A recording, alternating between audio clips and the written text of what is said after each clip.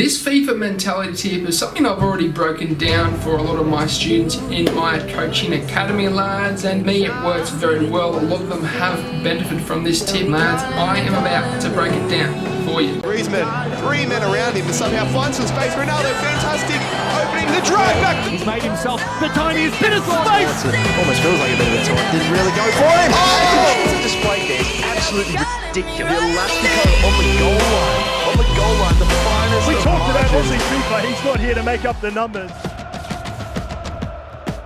One of the most crucial things in terms of mentality is keeping your cool and basically not getting flustered to the point where you're going to play bad. And that usually happens after you've taken a loss or you're receiving a lot of pressure from your opponent, and he might be team pressing you and you're not sure what you got to do, and you're not getting any progression up the pitch. You keep losing the ball at the halfway line, you keep losing it in your own half, and you're really under pressure. This usually happens in situations when you're 1-0 up or even 0-0, because sometimes the opponent will press you. If you are keeping possession in your own half, you're not getting up as quick as you can, your opponent will most of the time press you. It can also happen as well, as I said before, if you have just taken a loss and you feel as though you're just not getting anywhere in the game and you continue to lose and you're worried that you're going to lose again. It can be really troublesome for you guys if you don't utilize this tip. So what I recommend to you is pausing the game, taking a good 45-second break, and if you have another pause it again. At least take a 1.5-minute break to settle yourself, calm down, take a few deep breaths, and then proceed on with your attack.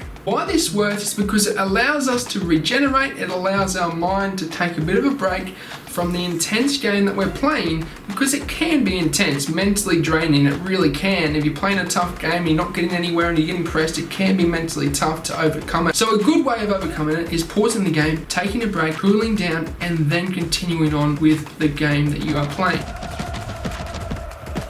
Prime example is I was coaching a young gentleman on my coaching academy, and he was taking a lot of pressure. It was 80th minute, it was actually 0-0, but the opponent was pressing him hard and he wasn't getting anywhere. He kept losing the ball in midfield, he kept losing it in his own half, and he was becoming very vulnerable to conceding, and he was obviously very worried that he was going to take a loss.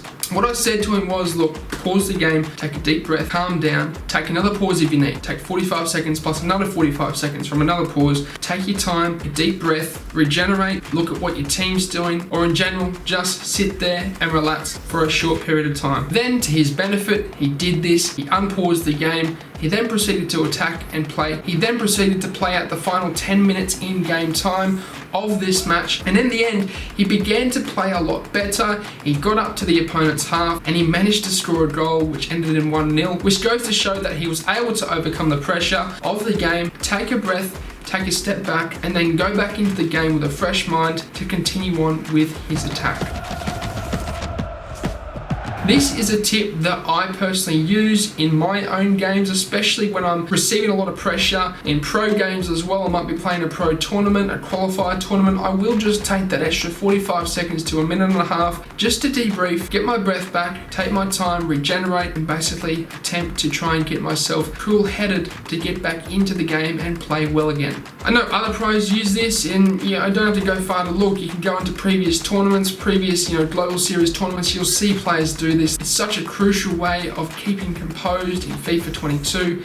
You should definitely utilize it in your game, lads. It will make you a lot better in the long run. But that will signal the end of the episode. I hope you guys enjoyed it. Can we smash a like, drop a sub, and also follow me on Instagram and TikTok, lads. Links are in the description down below. And I am coaching one-on-one, lads. So if you're wanting private coaching, be sure to go and check out my academy, and it will be in the description down below. The link to it is in the description down below. And hopefully we can work together over on that platform. But as always, I hope you have a good day. I'm out. Sayonara. Au revoir. Adios. Salam. Ciao. Goodbye.